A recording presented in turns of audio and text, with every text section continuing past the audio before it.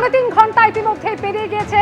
অভিষেক বন্দ্যোপাধ্যায় জিজ্ঞাসাবাদ চলছে ভবানী ভবনে। আজকে ঠিক বেলা 12টার আগে 11:57 পৌঁছে যান অভিষেক বন্দ্যোপাধ্যায়। প্রথমে বিধাননগর সাইবার থানা তদন্ত শুরু করেছিল, আর পরে এই উস্কানি মামলার তদন্ত ভার নেয় সিআইডি। এর আগে অভিষেক বন্দ্যোপাধ্যায় বাড়িতে গিয়ে নোটিশ দিয়ে আসে সিআইডি এবং তাকে ডেকে পাঠানো হয়। সেই মতন আজকে অভিষেক বন্দ্যোপাধ্যায় বেলা ঠিক 12টার আগে পৌঁছে গিয়েছেন। ইতিমধ্যেই 3.5 ঘন্টা পেরিয়ে গিয়েছে, এখনো ভবানী ভবনে রয়েছেন তিনি। ভোট প্রচারে উস্কানিমূলক মন্তব্য মামলা এবং সেই মামলায় অভিষেক বন্দ্যোপাধ্যায় আজকে হাজিরা দিলেন এবং এই নিয়ে পরপর তিনটি পৃথক মামলায় তাকে তলব করা হয়েছে। প্রথমে বিধানসভার সই জালিয়াতি মামলা, সেই মামলায় গত রবিবার তিনি ভবানী ভবনে জিজ্ঞাসাবাদের মুখোমুখি হন এবং এরপর গতকাল প্রাথমিক নিয়োগ দুর্নীতি মামলায় ইডির দীর্ঘ জিজ্ঞাসাবাদের মুখোমুখি হন অভিষেক বন্দ্যোপাধ্যায় এবং তারপর আজকে ভোট প্রচারে উস্কানি মামলা, সেই মামলায় ভবানী ভবনে হাজিরা অভিষেক বন্দ্যোপাধ্যায়। সরাসরি রয়েছেন এই মুহূর্তে আমাদের সঙ্গে প্রতিনিধি পার্থপ্রতিম ঘোষ। পার্থপ্রতিম, যে ধারায় মামলা দায়ের হয়েছে তার মধ্যে একাধিক জামিন অযোগ্য ধারাও রয়েছে। সেই মামলার প্রেক্ষিতে ইতিমধ্যে 3.5 ঘন্টা অতিক্রান্ত হয়েছে, তাকে জিজ্ঞাসাবাদ চলছে। কোনো কিছু কি জানতে পারছো ভবানী ভবন সূত্রে? কয়েকটি জামিনযোগ্য, কয়েকটি জামিন অযোগ্য মিলিয়ে 4টি ধারায় কিন্তু অভিষেক বন্দ্যোপাধ্যায়ের বিরুদ্ধে মামলা হয়েছে এবং সেই যে মামলাটি হয়েছে সেই মামলাটি হচ্ছে একেবারে ভোট প্রচারে উস্কানিমূলক বক্তব্য দেওয়ার অভিযোগে কিন্তু এই মামলা হয়েছে। যেমনটা জানতে পারছি যে অভিষেক বন্দ্যোপাধ্যায়ের যে বক্তব্য, যে ডিজে বক্তব্য, পাশাপাশি হচ্ছে একেবারে যেটা হচ্ছে আরামবাগের স্টিয়ারিং ওনার হাতে থাকবে, এই রকম যে বক্তব্য রেখেছিলেন তার পরিপ্রেক্ষিতে হচ্ছে অভিযোগ দায়ের হয় বাগুইহাটিতে প্রথমে এবং তারপর সেখান থেকে বিধাননগর সাইবার থানা থেকে সিআইডির গোয়েন্দারা এই মামলা তদন্তভার গ্রহণ করে। 3.5 ঘন্টা হয়ে গেছে। আমার সহকর্মী সন্দীপ পালকে দেখাতে বলো ছবিটি। এটা হচ্ছে ভবানী ভবনে আমরা দাঁড়িয়ে রয়েছি। ভবানী ভবনে যে 4তলা, সেই 4তলায় অভিষেক বন্দ্যোপাধ্যায়কে জিজ্ঞাসাবাদ করা হচ্ছে।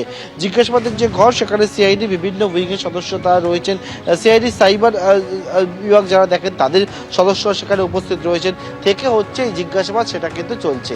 মূলত যে বিষয়গুলো জানতে চাওয়া হচ্ছে ওনার কাছ থেকে, যেমনটা যে এই যে বক্তব্য, এই বক্তব্যে অভিযোগকারী যে অভিযোগটা করেছেন সেটা হচ্ছে উস্কানিমূলক যে বক্তব্য এবং যার ফলে হচ্ছে যেটা বলছেন যে এই ধরনের যে বক্তব্য রেখেছেন তার পরিপ্রেক্ষিতে বলা হচ্ছে যেটা, সেটি হচ্ছে যে তাতে যারা বিরোধীরা রয়েছেন তাদের মধ্যে একটা ভয়ের ভীতি সৃষ্টি হতে পারে বা হচ্ছে সাধারণ মানুষের মধ্যে যে শান্তি শৃঙ্খলা সেটা একটা বিঘ্নিত হতে পারে।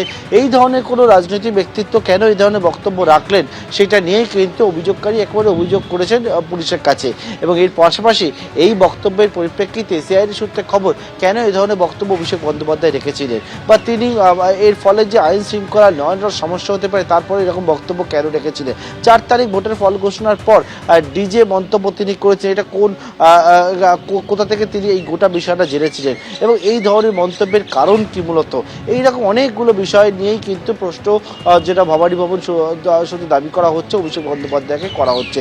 3.5 ঘন্টা হয়ে গেছে অভিষেক বন্দ্যোপাধ্যায় ভবানী ভবনে রয়েছে এবং তুমি যে বিষয়টা বললে যে পরপর 3 দিন অভিষেক বন্দ্যোপাধ্যায়কে বিভিন্ন এজেন্সি যেমন সিআইডি দপ্তরে তিনি 2 দিন এলে, ইডি দপ্তরে তিনি গেছেন। এবং যদি আমরা দেখি যে গত বৃহস্পতিবার হাইকোর্টের নির্দেশে প্রথমে ভবানী ভবনে অভিষেক বন্দ্যোপাধ্যায় আসেন ভবানী ভবনে যারা সই জালিয়াতির মামলায়, তার পরবর্তীকালে আমরা দেখলাম কি শনিবার দিন ওনার বাড়িতে হচ্ছে একেবারে তার আত্মসহায়কের খোঁজে শালবনী থানা পুলিশ সেখানে পৌঁছে যান। তার পরবর্তীকালে আমরা কি দেখলাম, রবিবার দিনকে অভিষেক বন্দ্যোপাধ্যায়কে ফের সই জালিয়াতির যে মামলা, সেই মামলায় তদন্তকারীরা ডেকে পাঠান এবং দীর্ঘক্ষণ প্রায় 8 ঘন্টা জিজ্ঞাসাবাদ করেন এবং সেক্ষেত্রেও সেই মামলা এক থেকে যেমন চলছে তার পাশাপাশি সিআইডি হাতে অপর আরও একটি মামলা এসে পৌঁছায়, যে মামলাটি হচ্ছে যে এই যে উস্কানিমূলক বক্তব্য দেওয়ার মামলা।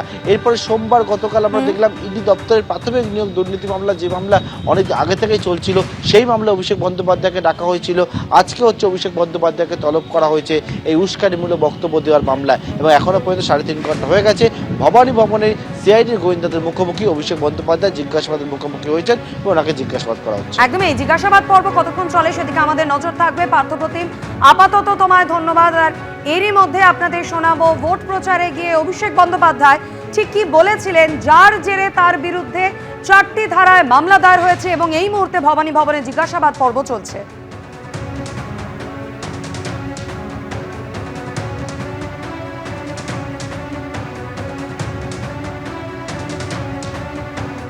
চার তারিখ মমতা বন্দ্যোপাধ্যায় যতই উদার হোক, আরামবাগের স্টিয়ারিং আমার হাতে থাকবে।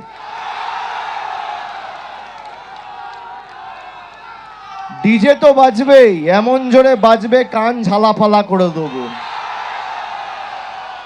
তোমরা যে ভাষায় বোঝো বন্ধু, অভিষেক ব্যানার্জি সে ভাষায় জবাব দিতে জানে। মমতা ব্যানার্জি বদলা নয় বদল চাই বলেছিল। মমতা বন্দ্যোপাধ্যায়ের এটা ভুল। 4 তারিখ জবাব হবে। এবিপি আনন্দ, এগিয়ে থাকে, এগিয়ে রাখে।